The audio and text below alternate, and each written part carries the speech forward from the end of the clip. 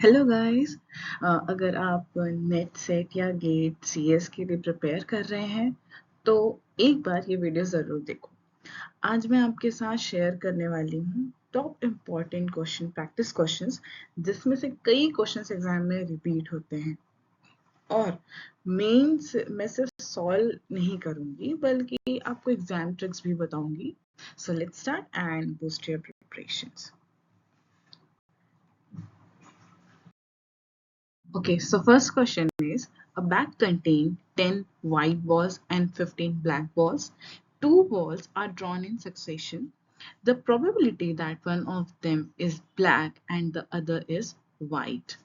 इस क्वेश्चन में हमें प्रोबेबिलिटी फाइंड करनी है। एक बैग में 10 वाइट बॉल है और 15 ब्लैक बॉल है, टोटल 25। हमें प्रोबेबिलिटी निकालनी है कि एक बॉल वाइट हो और एक ब्लैक हो। ये दो तरीके से हो सकता है। पहला, ब्लैक फिर व्हाइट बॉल ले लो। दूसरा, पहले व्हाइट बॉल फिर ब्लैक बॉल, साथ साथ में ऐसा ले लो। सो आओ सॉल्व करते हैं इसे। तो कैलकुलेशन बिगिंस ऐसे। पहले हम लोगों ने ये देख लिया कि 10 व्हाइट बॉल निकालने हैं एंड देन हम लोगों ने ये भी पता कर लिया कि 15 ब्लैक बॉल निकालने हैं। अब इसके बाद जब हमें दो बॉल्स रेंडमली निकालना है, उसके लिए सबसे पहला probability of black then white, पहले ब्लैक निकलेगा फिर व्हाइट निकलेगा। तो टोटल ब्लैक बॉल कितने हैं? 15 है। कितने में से? 25 में से। तो जब हमने निकाला तो बचे कितने? 24। अब उस 24 में से हमें कितने निकालने होंगे? 10 निकालने होंगे। तो ये दोनों इक्वेशंस को हमने मल्टीप्लाई किया, 150/60 है। देन सेम, पहले हो सकता है व्हाइट निकले देन ब्लैक निकले, तो इसके लिए भी हम लोग 25 में से 10 जो व्हाइट है वो उसमें से एक निकलेगा, बचेगा कितना? 24। अब उस 24 में से 15 जो हमारे पास ब्लैक बॉल है उसमें से कोई एक बॉल निकलेगा, तो इसकी भी प्रोबेबिलिटी आ गई इतनी। अब मेन जो प्रोबेबिलिटी निकालने के लिए हमें क्या करना पड़ेगा? दोनों का सम। तो फाइनल आंसर विल बी, दोनों प्रोबेबिलिटी को सम कर दिया, आंसर आ गया 1/2। इसमें इंपॉर्टेंट ये है कि ऑर्डर मैटर करता है कि पहले ब्लैक या व्हाइट आ रहा है या व्हाइट या ब्लैक आ रहा है, तो इसीलिए इस केस के लिए हमने इन दोनों को ऐड कर दिया। Question says, in a virtual memory system, that address space specified by the address line of the CPU must be dash, then the physical memory size, and dash, then the secondary storage size. ये question virtual memory concept से आता है। Explanation है, जो virtual memory system में हमारे पास logical address space होता है जो सीपीयू जनरेट करता है, फिजिकल मेमोरी जो रैम जनरेट करता है, और सेकेंडरी स्टोरेज कौन जनरेट करता है? हमारा हार्ड डिस्क। इसमें कंसेप्ट ये है कि जो लॉजिकल एड्रेस स्पेस होता है ये रैम से बड़ा होता है और सेकेंडरी स्टोरेज से छोटा होता है। ये ध्यान रखना है हमें कि लॉजिकल एड्रेस स्पेस रैम से बड़ा होता है, is bigger than RAM, and secondary storage से क्या होता है? छोटा होता है। ये हम चीजों को ध्यान रखनी है। ओके, इसलिए the correct answer will be that in a virtual memory space, the address space specified by the address line of the CPU is larger than the physical memory size and smaller than the secondary memory size. Okay. Number 3, कोशिश करेंगे खुद करने की एक बार। Let A be the set of all non-singular matrix over real number and let asterisk be the matrix multiplication operation. Then A is closure under but A star is not semi-group. A asterisk is a semi-group but not a monoid. A asterisk is a monoid but not a group.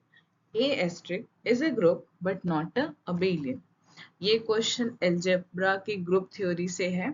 इसमें बोल रहा है कि A जो है set of all non singular matrix है। इस चीज का ध्यान रखना है।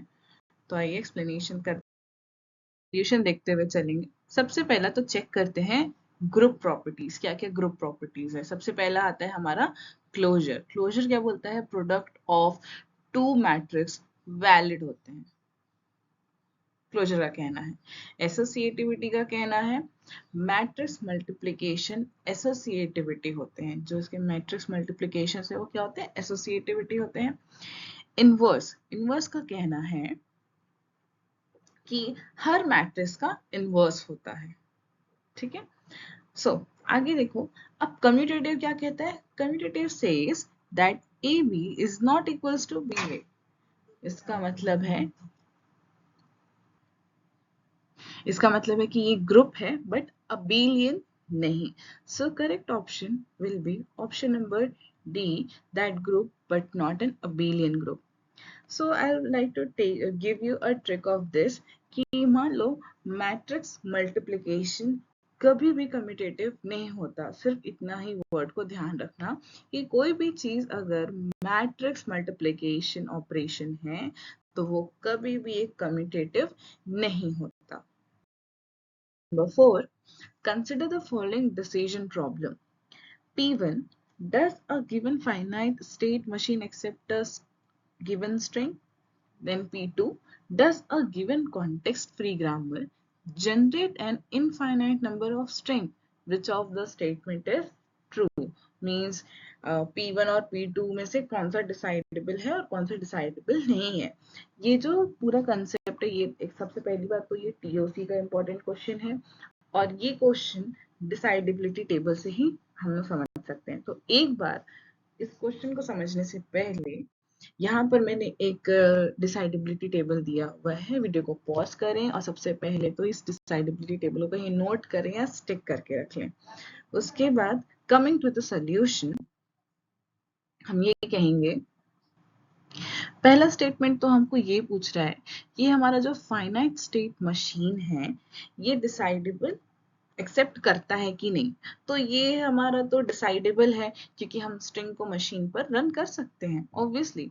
अब स्टेटमेंट 2 हमारा बोलता है कि जो हमारा कॉन्टेक्स्ट फ्री ग्रामर है CFG स्ट्रिंग जनरेट करता है या नहीं। तो ये भी डिसाइडेबल है। अब जब हम साइकिल चेक करेंगे, जब जो मैंने अभी प्रीवियसली एक टेबल दिखाया है उस टेबल को देखने के बाद आप ये समझ सकते हैं। तो इसका मतलब है कि दोनों स्टेटमेंट क्या है? डिसाइडेबल है। तो option number A will be our correct answer.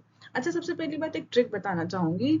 जो फाइनाइट स्टेट मशीन है ये प्रोबेबली सबके लिए डिसाइडेबल होता है, बट जो कॉन्टेक्स्ट फ्री ग्रामर है ये सबके लिए डिसाइडेबल नहीं होता। ये कुछ के लिए होता है, कुछ के लिए, बहुत के लिए नहीं ही होता।